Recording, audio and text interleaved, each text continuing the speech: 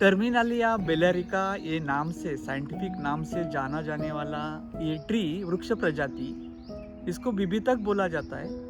अंग्रेजी में इसको बेलेरिक मायरोबेलन बोला जाता है। इसके फल जो है त्रिफला के इंग्रेडिएंट है।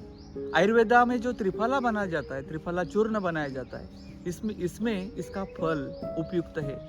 इसके अलग अलग भाग जो है, इसके पत्ते जानवरों को खिलाया जाता है, गाय भैंस को खिलाया जाता है, वो खाते हैं। इसका जो लकड़ी है वो भी महत्वपूर्ण है और इसका गम भी निकाला जाता है। और हम चाहते हैं कि इसका जो फल है बहुत ही महत्वपूर्ण है। उसके बेलेरिक मायरोबेलॉन में जो औषधि गुण है, उसके फल में जो औषधि गुण है, हम उसका अधिक जानकारी हमारे जो मित्र है, परम मित्र है वैद्य मंदार जी, हम उससे उनके साथ बातचीत करते हैं।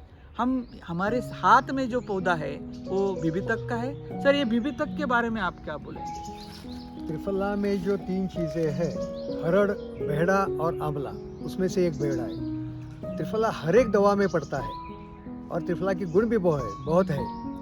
अभी जो बेहड़ा है बिबितकम, स्वादुपाकम, कषायम, कफपित्तनुत, उष्णवीर्यम, हिमस्पर्शम, भेदनम, कासनाशनम। अभी आपने देखा होगा कोविड के पीरियड में तकलीफ थी, वो बीमारी जो थी सांस की थी।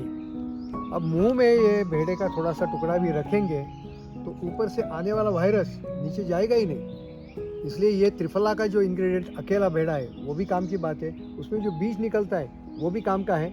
थोड़ा मदकारी है, बच्चे लोग खा लेते थोड़ा थोड़ा, गांव में खाते हैं। थोड़ा खाए तो अच्छा है, अच्छा। ज़्यादा खाए तो मद आता है।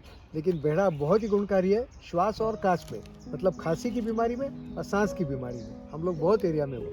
सर, ये जो त्रिफला बनाया जाता है उसमें आंवला, हरड़ और भेड़ डाला जाता है, इसका कुछ प्रोपोर्शन होता है क्या? वो कैसा डाला जाए, कैसे डाला जाए, और उसका कुछ प्रमाण होता है क्या? तो थोड़ा उसके बारे में बोलिए सर। एक्चुअली त्रिफला में समभाग डालते हैं, लेकिन भेड़ा बाजार में क्या करते हैं, पूरा का पूरा भेड़ा पाउडर कर देते हैं। तो ऐसा नहीं करना है।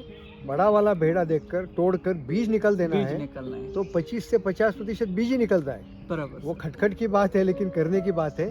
तो भेड़ा दड़ कहते हैं, मतलब जो पेरिकार्प बोलते हैं उसे, फ्रूट का पार्ट, वो सीड निकाल देते हैं। और ऐसे भेड़ा लेना चाहिए। हम लोग घर में खुद हाथ से तोड़ के करते हैं। सीड का एक्सट्रैक्शन करके उसका जो हम पल्प बोलते हैं, वो पल्प जो है एपिकार्प सर ने जो बोला वो निकालना, जो भेड़ा मगज बोलते हैं वो भी उसका इस्तेमाल करना जरूरी है। भेड़ा का मगज जो है ड्राई करके उसका पाउडर बनाया जाता है और वो दवा में इस्तेमाल कर सकते हैं। तो सर, त्रिफला छोड़ के ये जो भेड़ा है उसके अलग कुछ दवा बनती होगी? हाँ, लेकिन बेसिकली जो बीमारी है वो स्किन से रिलेटेड, सांस से रिलेटेड है, क्योंकि ये एस्ट्रिंजेंट टेस्ट का चीज़ है और सांस में ज़्यादा काम करता है।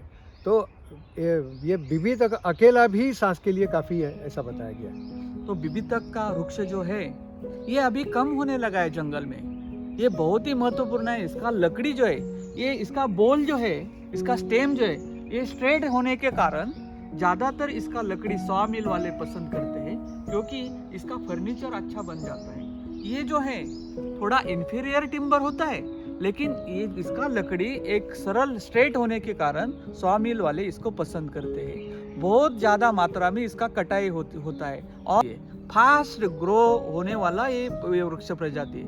इसका अगर रोप बनाना है, इसका जो फल है पकने के बाद नीचे गिर जाते, जमीन पे गिर जाते, ऐसे फल जमा करने चाहिए।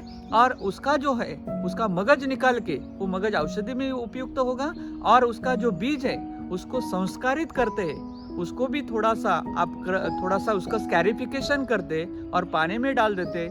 1 या 2 रात गुनगुने पानी में अगर रखते हैं तो उसका जर्मिनेशन, लेकिन ये जर्मिनेशन अच्छा मिलने वाला वृक्ष प्रजाति, इसका जर्मिनेशन अच्छा मिलता है। लेकिन हम जब इसका रोप बनाना है तो जितना जिसका आकार है, इसका बीज का जितना आकार है उतना ही मिट्टी हम रोप करते वक्त आना जरूरी है। ये फास्ट ग्रोथ होने वाला है। यहाँ पे आप देख रहे हैं एक साल का रोप है और 2 साल का रोप अगर लगाते हैं तो हमें इसका ग्रोथ अच्छा मिलता है। तो ये जो पौधा है बहुत ही महत्वपूर्ण है। गांव-गांव में हम रूरल एरिया में अगर इसको लगाते तो एम्प्लॉयमेंट जनरेशन हो सकता है, क्योंकि ये मल्टीपर्पज ट्री है। इसके पत्ते भी उपयुक्त हैं, उसका टिम्बर भी उपयुक्त है, इसके गम भी मिल जाता है, इसके फल तो बहुत ही महत्वपूर्ण है। सर, ये जो ऐसे वृक्ष प्रजाति है जो रेयर होने लगे, तो उसके बारे में आप क्या बोलेंगे?